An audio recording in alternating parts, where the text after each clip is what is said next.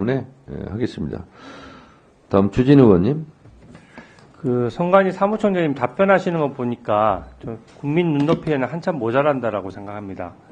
성관이가 가족회사라는 말이 나왔을 때 국민들께서 뭐 기가 찬 것을 떠나서 지금 청년들 취업난이 있는 상황에서 굉장히 가슴 아픈 얘기거든요. 그리고 현재 다른 공공기관 중에 이렇게 하는 데가 없어요. 근데 감사원 감사도 배제된 상태에서 자정 능력을 믿고 가야 되는데 과연 엄정하게 보고 있느냐 하는 의심이 듭니다.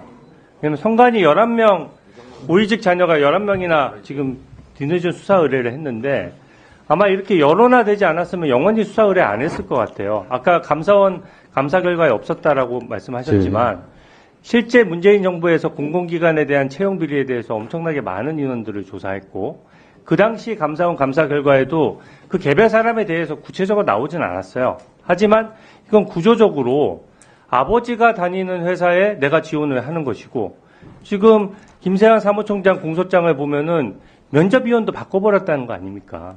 그리고 면접위원을 바꾼 상태에서 더더군다나 면접위원을 바꿀 정도인데 그 합격 결과도 미리 당연히 알고 가족이니까 아들에게도 당연히 알려줬을 것이고 굉장히 부적절한 처신이죠. 그러니까 쉬쉬해왔던 거고 자녀들이 아버지가 성관이 거기 근무를 하는데 더더군다나 고위직으로 하는데 한 말씀 애초에 지원하는 것 자체가 상당한 문제가 있는 거예요. 그래서 성관이 수사 의뢰가 원래 당연히 그 예전에 문재인 정부에서 문재인 대통령 어떻게 했습니까? 문제되는 수백 명의 채용비리 있었을 때 바로 직권면직했어요.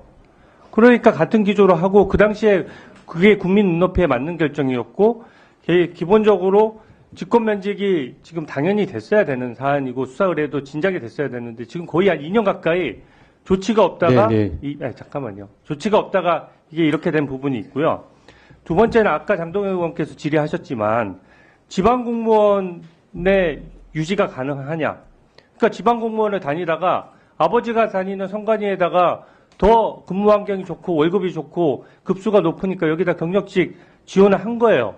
근데 지금 이게 뒤늦게 문제돼서 수사 의뢰를 하고 여기에 대해서 직권면직을 해야 되는 마당에 인사혁신처에 질의를 한 겁니다. 그 성관위에서 지방공무원 유지되느냐 안 되느냐.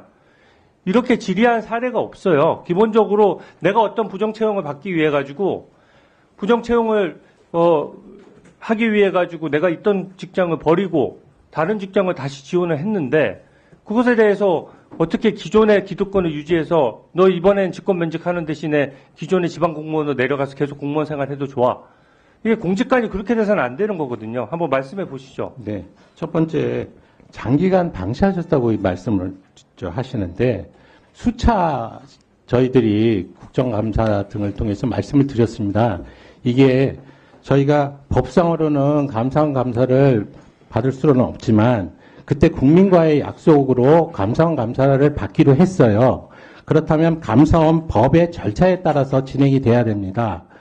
감사원법에 의하면 감사원이 조사 개시 통보를 한 사안에 대해서는 자발적으로 기관 자체가 징계나 이런 부분들을 더 진행할 수 없습니다. 중단되도록 돼 있어요. 법률이. 예.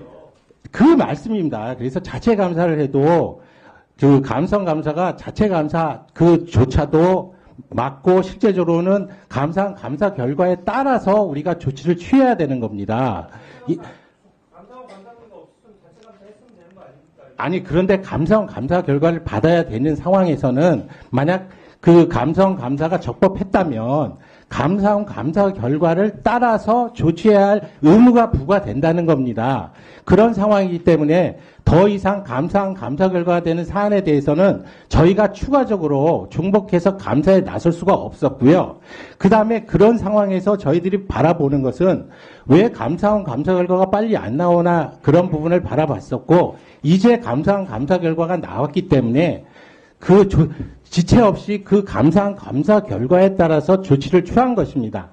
그리고 그 내용을 보니까 감사원 감사 결과에서 조치를 취하는 대상자 32명 중에 지금 문제가 되던 그 자녀들이 빠져 있어요. 그래서 근데 이 부분은 지금 국민들이 보시기에 특히나 민감한 젊은 세대에서는 채용 비리에 민감한데 이 부분은 그냥 넘어갈 수가 없다. 어떻게 해서든지 이 부분을 결론을 내자라고 생각을 해서 저희가 자체 조사를 다시 하고, 다만 저희가 조사를 한다고 해서 그 결과가 모두 국민들을 만족할 수 없는 값이 나오게 되는 경우에는 또 봐주기식의 조사다라는 문제가 나올 수 있지 않겠습니까? 그것을 감안해서 객관적으로 수사 권한이 있는 그 기관에 수사 의뢰를 하게 된 것이고요. 수사 의뢰만 하는 것이 아니라 자체적으로 저희 감사 부서를 통해서 감사에 들어갔습니다. 그리고 두 번째로 그 인사의 혁신처에 그런 전례가 없다고 말씀하셨잖아요. 이런 전례가 없어요. 제가 찾아보니까. 근데 지금 제 생각은 이 비리 척결을 할 때 지금 말씀드린 대로 직권 면직해서 하여튼 이 선관위 조직에서 그들을 배제하는 것이 좋겠다는 생각은 하고 있습니다. 그런데 이게 적법 절차에 의해서 배제를 해야지 무조건 할 수는 없잖아요. 그래서 제가 법률 검토를 좀 해봤어요. 이 직권면직, 국가공무원법상의 직권면직은 채용된 이후에 국가공무원의 자격을 취득한 이후에 벌어지는 비리행위에 대해서 내지는 자격 요건을 가진 자가 자격을 상실하게 되는 후발적 요인에 의해서 직권면직이 이루어지는 것이지 채용 당시에 비리를 가지고 직권면직을 하는 그 조항은 아니라는 겁니다. 그래서 그 조항을 가지고 배제를 할 수 없기 때문에 제가 그 다음에 채용과 관련한 부분에서 배제할 수 있는 사안을 검토를 하기 시작했어요. 네. 잠깐만요. 그래서 보니까 45조의 3이 확실하게 누구든지 채용 절차에서 비리가 있는 경우에는 그 채용자를 취소할 수 있는 조문이 있습니다.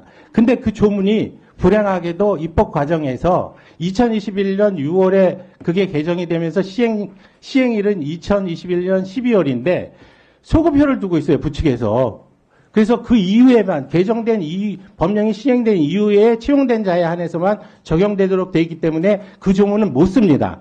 그래서 또 윗조문을 보니까 2015년도에 45조의 2기에 보면 그 부정 채용과 관련한 행위를 한 자, 행위자에 대해서는 취소를 할 수 있는 조문이 있어요. 그런데 이 조문이 시형을 볼 때 부정행위를 하거나 이런 조문들로 돼 있는데 시행령을 보니까 기타라고 해서 자기나 차인 이런 등등에 대한 부분에 영향력을 미친 행위라는 부분이 있습니다. 그래서 이 부분이 결국은 자신에게 그 행위자에게 귀책 사유가 있는 행위가 적발이 되는 경우에는 이 조문을 통해서 할 수 있지 않을까라는 생각을 했고요. 그러다 보니까 저희가 인사처에 질의한 부분은 경력 채용 부분이 지방직으로 전환해서 살리려고 그거를 하는 것이 아니라 지금 인사혁신처에 질의한 내용은 45조의 3의 입법 취지가 뭐냐, 어떻게 되느냐, 그리고 우리가 45조의 이 검토한 부분 이거 가지고 채용 취소가 가능하냐, 그 다음에 세 번째로 물으면서 지금 보면 단순히 보시면은 그냥 네. 신규 채용처럼 생각하시는데 다 정리가 된 것 같아요. 신규 채용처럼 생각하시는데 이건 분명히 조건부 채용이 되는 겁니다. 그래서 그래서 그런 법률적인 문제가 녹아져 있어서 근데 제가 계속 말씀드리는 건 잠깐만요. 저는 이 비리를 척결하고자 하는 그 의지가 강한 사람이고 그 대신 총장님. 적법 절차를 지켜야 되기 때문에 적법 절차를 총장님. 지키고자 하는 노력이라고 이해해 주셨으면 좋겠습니다. 충분히 다 우리 주진 의원님 질의에 답변을 다 하셨고요. 그러니까